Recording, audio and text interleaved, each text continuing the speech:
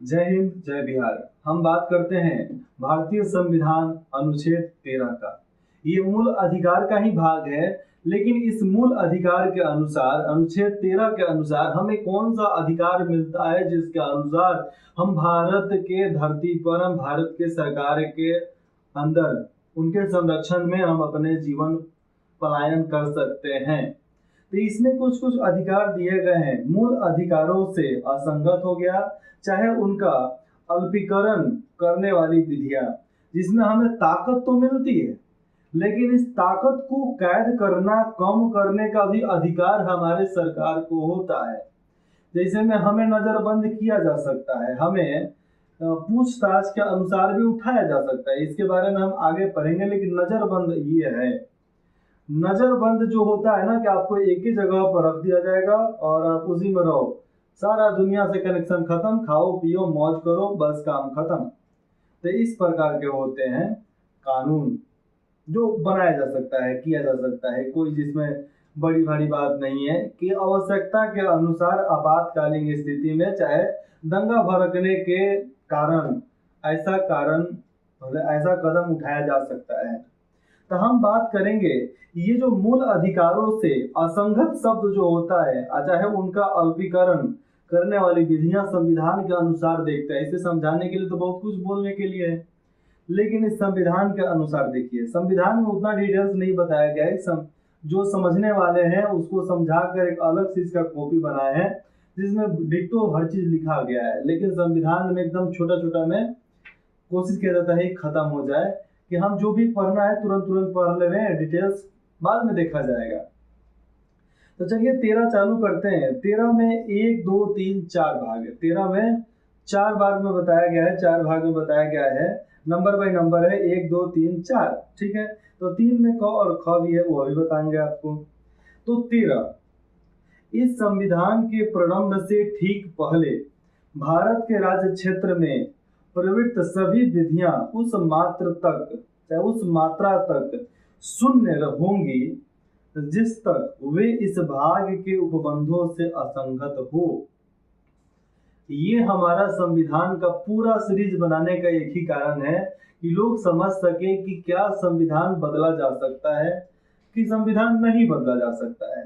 जो इस चुनाव में 24 के चुनाव में एकदम ढिंढोरा पीट कर बोला गया है कि नहीं बदला जा सकता है, बदला जा सकता है, सरकार बदल देगी, तो क्या जरूरत है, क्यों कारण के अनुसार, किस किस कारण के अनुसार इसको बदला जा सकता है, चलिए जानते हैं।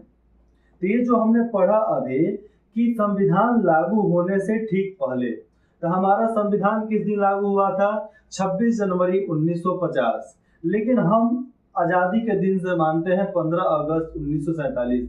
तो 15 अगस्त 1947 के पहले जितने भी कानून थे, फंडामेंटल राइट थे, जो भी किसी का पर्सनल लॉ हो गया, उसके अनुसार जितने भी कानून प्रावधान बने थे वो उसी तरह रहेंगे, बशर्ते ये थी कि जो संविधान में लिखा गया है उसके असंगत नहीं होगी। मतलब पहले का ठीक है वैसा ही रहेगा, लेकिन अभी के कानून संविधान के अनुसार हमें लगेगा कि नहीं वो गलत है, उसको बदलना है समाज के लिए, तो सरकार बदल सकती है। सरकार को फुल मेजोरिटी में रहना पड़ेगा, 50% मेजोरिटी के अनुसार भी बदल सकती है। मतलब 50% उसके पास बहुमत हो, बदल डालेगी। तो ये किसके लिए किया जाता है? हमारे और आपके हक के लिए किया जाता है, किसी दूसरे के हक के लिए तो होता नहीं है। संविधान बदलता है तो किसी का ना किसी का हक तो उसमें रहता है ना, तो बस उस हक का हमें आदर पूर्वक स्वागत करना है कि हाँ भैया हम भी स्वागत में हैं, हम स्वागत करेंगे। हम ये लड़ने फरने के लिए आप मत जाओगे, नहीं संविधान बदल जाएगा, हम भूखमरी मरेंगे। कहाँ से मरोगे भैया? अरे उस लायक आप कॉम्पिटिटर बनो, उस लायक आप योद्धा बनो, आपके लिए हर रास्ता खुला है। देखो चालाक और बहुत समझदार लोगों के लिए बैठना नामुमकिन होता है, कुछ ना कुछ करेंगे, लेकिन जो लिच्चर क्वालिटी के लोग होते हैं, जो खाली बकते हैं, उनके अलावा उनको कुछ नहीं आता है, वो बोलेंगे इतना पढ़े, वो किए, हमसे कुछ हुए नहीं किया। तो उसमें हमारी ना आपकी जिम्मेवारी नहीं है, उन लोगों की जिम्मेवारी है जो सब जानते हुए भी अंधविश्वास में घूमते रहे। आज के रील्स और इंस्टाग्राम व्हाट्सएप के इर्द गिर्द जो घूमने वाले लोग हैं, फेसबुक के इर्द गिर्द घूमने वाले लोग हैं, वो हमेशा इधर के इधर ही रह जाते हैं। मैं बोलता हूँ टीवी छोड़ो, यूट्यूब पे आओ। यूट्यूब पर अनेकों प्रकार के मोटिवेटर मिलेंगे, अनेकों प्रकार के बिगाड़ने वाले लोग मिलेंगे, लेकिन हमें क्या चाहिए वो हमारे ऊपर निर्भर करता है। हमें सुधरना है तो हम अच्छे लोगों के बारे में देखेंगे, हमें बिगड़ना है तो गुंडे मावाली लतखोर लोगों के बारे में देखेंगे। तो निर्भर हमारे पर करता है। Choice is your, choice is on. Choice हमारा है, चाहे चॉइस आपका हो सकता है, चयन आपको करना है चाहे चयन हम कर सकते हैं। इसमें कोई ऊपर नीचे नहीं होता है कि नहीं ये हो जाएगा, वो कर लेंगे, ये कर लेंगे। कुछ नहीं कर सकते भैया, कुछ नहीं कर सकते। आप जो चयन करोगे वही आपको मिलेगा। आप किसी भी धर्म में जाओ, किसी भी धर्म को मानो, आपका मर्जी, किसी दूसरे के थोड़े मर्जी है भैया। आप दोस्ती करते हो, किसी से दोस्ती बनाते हो तो उसका कानून बनता है, उसका कागज बनता है, उसका कोई लीगल पेपर होता है क्या कि नहीं ये हमारे पकिया यार हैं, जिगरी यार हैं, मित्र हैं, बहुत बड़े मित्र हैं। इसका कोई कागज है, प्रमाण है क्या आपके पास? नहीं है। तो जब इसका प्रमाण नहीं है, हम मन से मान लेते हैं, अंतः मन से मान लेते हैं, जिसमें बताया था ना, अंतः स्थापित है हमारे अंदर के भैया हाँ यही है, यही सही है। हम मन से मान लेते हैं कि ये पत्नी है, हमारी वाइफ है, हमारी बीवी है। नहीं तो यार पेपर की बात होगी तो पेपर से भगाया भी जा सकता है, भाग्यता से। वैसे ही होता है, तलाक वैसे ही हो रहा है। पेपर की शादी, पेपर से गायब। मैं बोलता हूँ मैं खुद करूंगा, ऐसा करूंगा, आत्मा से आत्मा जुड़ेंगे। ये आज बोलूंगा तो बहुत लोग बोलेंगे कि भैया काय को पका रहे हो, लेकिन मैं इतना बोलूंगा कि मैं ऐसा व्यवस्था खुद को पहले लागू करूंगा कि जिसको मैं ढाल सकूं, बना सकूं, जीवन बिता सकूं। तो मैं जाकर बताऊंगा क्या मेरा एक्सपेरिमेंट का मतलब आपको समझाऊंगा क्या हुआ, कैसे हुआ, क्या क्या कारण थे, कैसे कैसे हुआ। तो पहले के कानून भी होंगे। अब देखिए यहाँ पर, राज्य ऐसी कोई विधि नहीं बनाएगा जो इस भाग द्वारा प्रदत्त अधिकारों को छीनती है। उनके पहले के अधिकारों को छीनने का भी अधिकार राज्य को, केंद्र को नहीं है, लेकिन वो सारे अधिकार अगर समाज के हित में नहीं है तो उसको लिया जा सकता है वापिस, पूर्ण बहुमत के अनुसार उसको वापिस लेकर उसको बदला जा सकता है। और ये राज्य कर सकती है, राज्य सरकार उसको कर सकती है, 100% कर सकती है, और भारत सरकार भी कर सकती है और करेगी, जरूर करेगी, या न्यून कर सकती है, उसको 0 कर सकती है। इस खंड के उल्लंघन में बनाई गई प्रत्येक विधि, आप कुछ भी विधि बनाओ, नया बनाओ, लेकिन उससे समाज को क्षति नहीं पहुंचनी चाहिए। ये प्रावधान होता है कि समाज को क्षति नहीं पहुंचना चाहिए और पुराने लोगों का अधिकार भी खत्म नहीं होना चाहिए। ये सब देख कर कानून बनाना पड़ता है, बदलना पड़ता है। अब 3 नंबर देखिएगा, इस अनुच्छेद में जब तक इस संदर्भ में अन्यथा अपेक्षित ना हो, पहले का बात हो चाहे अभी का बात हो, हम 2024 में जुर्म किए हैं तो 2024 के पहले कौन से कानून थे उससे मतलब नहीं है। हम 24 में जो जुर्म किए तो 24 के कानून के अनुसार ही हमें सजा मिलेगा। लेकिन डेट अभी 24 में नया कानून लागू हो गया, भारतीय न्याय संहिता। तो भारतीय न्याय संहिता 3 जुलाई 2024 से लागू हुआ। अगर हमने जुर्म 3 जुलाई 2024 से पहले किया है तो साफ साफ मालूम चलता है कि हमें पुराने कानून के अनुसार, आईपीसी सेक्शन के अनुसार ही हमें सजा मिलेगी। लेकिन अगर आप 3 जुलाई 1924 के बाद अगर कुछ करते हो तो आपको नए कानून के अनुसार, भारतीय न्याय संहिता के अनुसार आपको सजा मिलेगी। पुराने कानून गए, खत्म हो गए, उसका जरूरत अब नहीं है। मतलब 24 का केस हो गया, 10 साल बीत गया, मतलब 24 से 34 आ गया, 2034। अब जज साहब बोलेंगे कि नहीं तुम्हें ये मिलेगा, तो मुजरिम बोलेगा नहीं जज साहब, हम 24 में जुर्म किए, वो भी 3 जुलाई 2024 से पहले, तो हमें आईपीसी सेक्शन के अनुसार सजा होगा, हमें इस मतलब अभी के अनुसार सजा नहीं हो सकता है। इसलिए आप वही सजा दीजिए जो पहले हो सकता है, आज का नहीं, क्योंकि ये हमारा मूल अधिकार है, मौलिक अधिकार है, उसके अनुसार ही हम लेंगे, नहीं तो नहीं लेंगे, हम विरोध करेंगे इसका, सुप्रीम कोर्ट में जाएंगे। तो ऐसे उनको धमकाया भी जा सकता है, बताया भी जा सकता है, लेकिन किसी को गाली गलौज नहीं करना। मूल अधिकार मिलता है लेकिन किसी को गाली गलौज करने के लिए नहीं मिलता है, हाथ पैर तोड़ कर सॉरी बोलने के लिए नहीं मिलता है। इसका अपोजिट होगा, अगर करोगे ऐसा तो उसका अपोजिट हो सकता है। किसी बड़ियार को जाकर दो चट्टा लगा दो तो दो मुक्का लगाएगा, जबड़ा फाड़ बाहर आ जाएगा।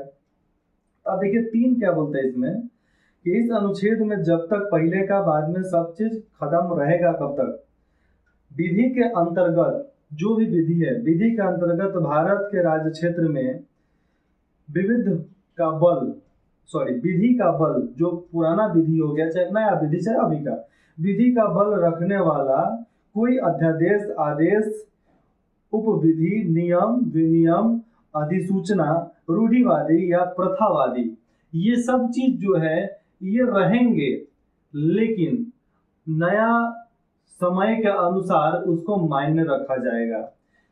देखिए जिस तरह पहले कानून हो गया वो नहीं माना जाएगा, आगे का कानून हो गया वो नहीं माना जाएगा, जब का जुर्म उसी का सजा, यही चीज तो है।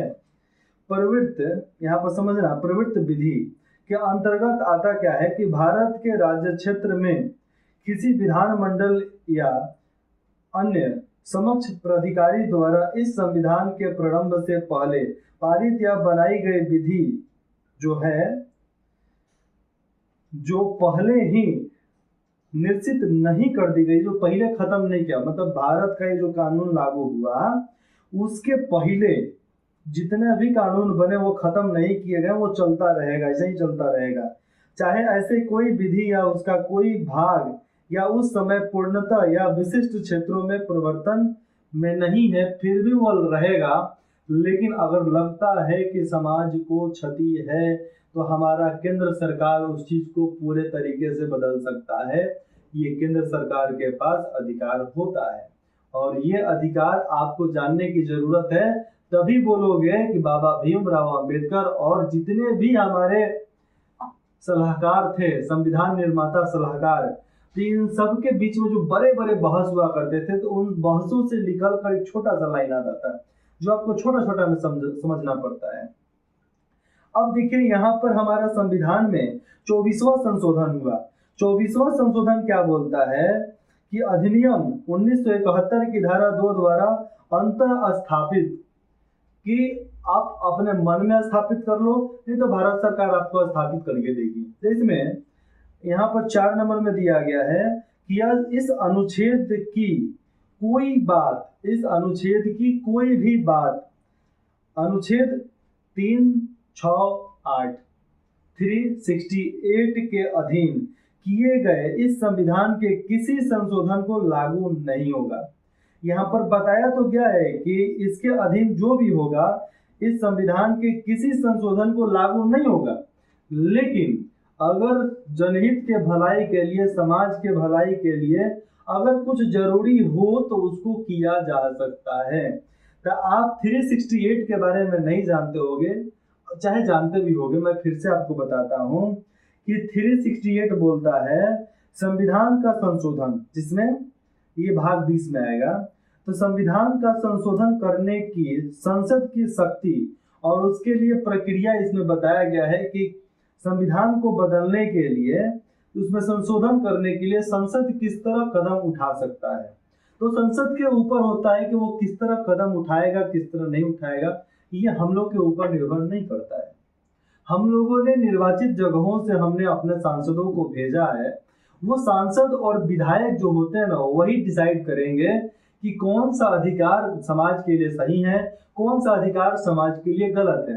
तो हर लोगों का अलग अलग संस्कृति के अनुसार अलग अलग सांसद होते हैं, तो वो लोग हर जगह पर साथ तो देंगे नहीं, तो वो लोग उस चीज में साथ देते हैं जो भारत के जनहित के कल्याण के लिए है, तो उसमें वो साथ देंगे। चाहे वो नहीं है तो नहीं देंगे, कोई क्या कर लेगा नहीं देंगे तो यही बात हो जाती है कि हमें संविधान को यह अनुच्छेद 300 कितना होता है 68 368 के अनुसार हमने संसद को दे दिया कि आप संविधान में बदलाव संशोधन कर सकते हैं।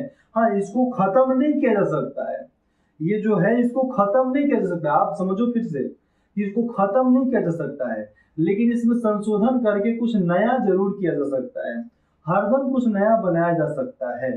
आप कितना याद रखना कि मूल अधिकारों से असंगत या उनका अल्पीकरण करने वाली विधियां इसमें बताई गई है कि हमें शक्ति मिलता है तो उस शक्ति को छीनने की औकात भी सरकार रखती है। हमें नागरिकता मिला है तो उस नागरिकता को सस्पेंड करने के लिए, नागरिकता को छीनने के लिए भी सरकार यहाँ पर कदम उठा सकती है। हम भारत सरकार के समक्ष में कुछ भारत सरकार के खिलाफ कार्य कर रहे हैं, चाहे भारत सरकार के खिलाफ काम करवा रहे हैं, तो उस समय भारत सरकार हमारी नागरिकता को छीन सकती है। ये भारत सरकार के पास ये पूरा का पूरा हथियार है कि हाँ भैया हम ये कर सकते हैं, ये मुझे पता है और ये आपको भी मालूम होना चाहिए। मतलब ये हमारा भारत सरकार बोलेगा कि हाँ भैया ऐसे ऐसे प्रावधान है, संविधान जाकर पढ़ लो, आपको मालूम चल जाएगा। तो संविधान पढ़ो, आपको मालूम चलेगा कि आपका कौन सा अधिकार है। फिर मिलते हैं अनुच्छेद 14 में। तो अनुच्छेद 14 में हम स्वतंत्रता के बारे में पढ़ेंगे कि हमें किस किस चीजों का स्वतंत्रता है, तो उस स्वतंत्रता का हम इस्तेमाल कैसे कर सकते हैं, वो स्वतंत्रता हमारे लिए किस तरह काम करती है, तो इन सब के बारे में हम चर्चा उसमें करेंगे। जय हिंद, जय बिहार।